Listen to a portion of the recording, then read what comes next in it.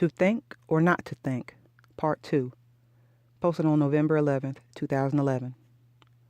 Since the understanding of this pointer is essential to the whole process of living without resistance, it's important to have a clear insight of it so that there are no misinterpretations in the mind. Below, I've listed out a few common misunderstandings in the mind about this pointer, with some insights on a clearer understanding on that aspect.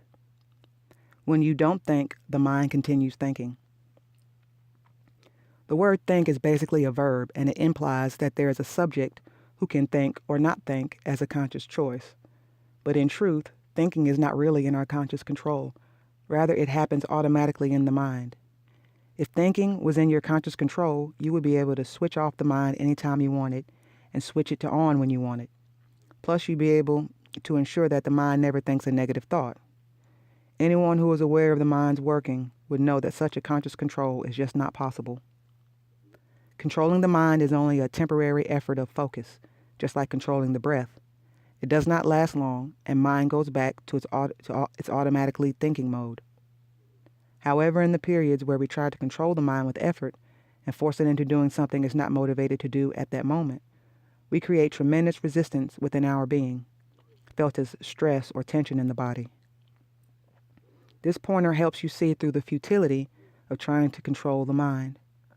When you allow your mind the freedom to move on its own accord, it will realign with the natural movement of your life stream, which is in sync with the totality.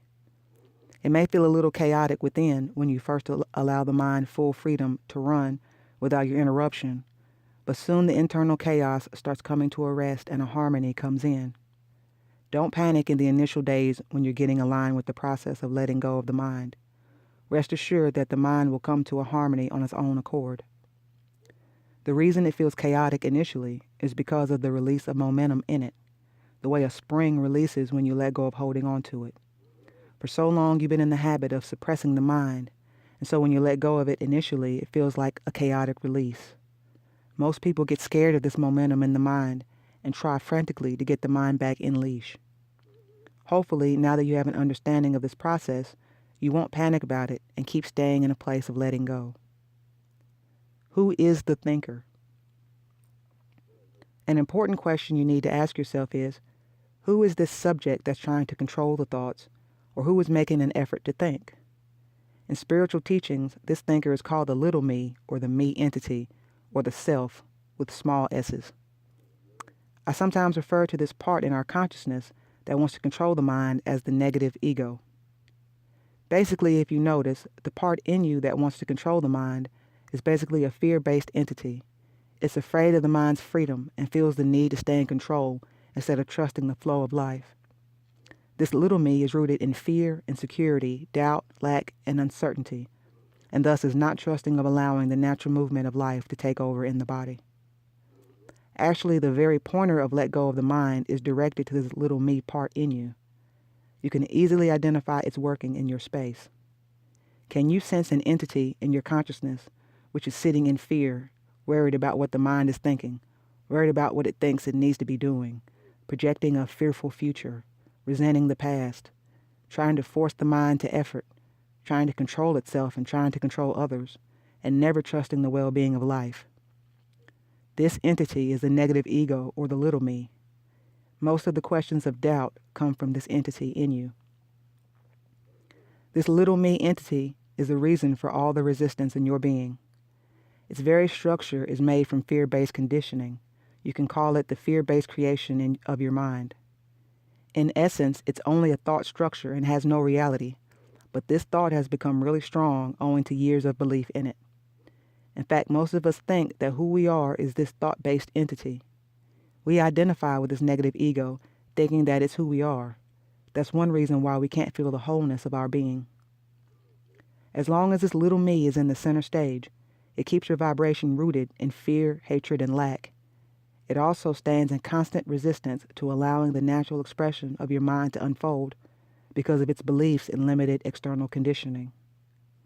This little me is a thought structure, but it can spawn thoughts from itself, thoughts creating thoughts. So the pointer to not think is for this little me structure in your human consciousness or in your mind. Of course, the little me has no interest in letting go because when it does let go, it would start dissolving in power. It wants to remain in the center stage, so it requires a deep awareness, understanding, and conscious disidentification to keep letting go of this little me part in your human consciousness.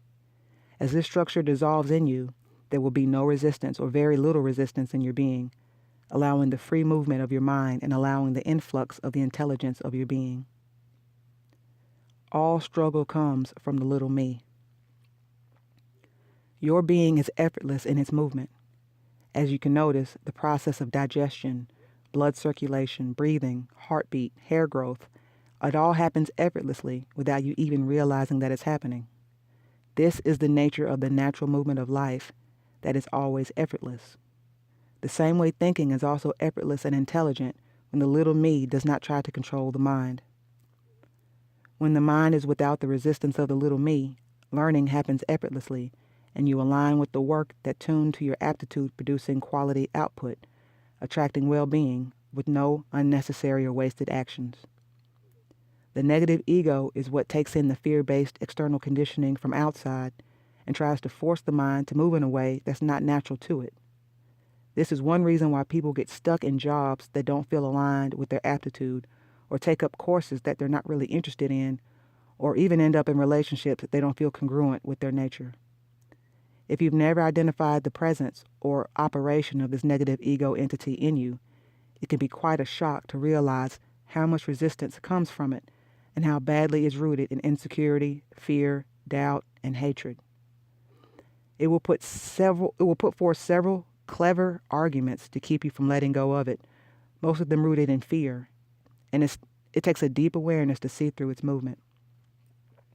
The pointer to not think is not a directive for the mind, but a directive for the little me to let go of its efforts at thinking and allow the mind to think in its natural flow.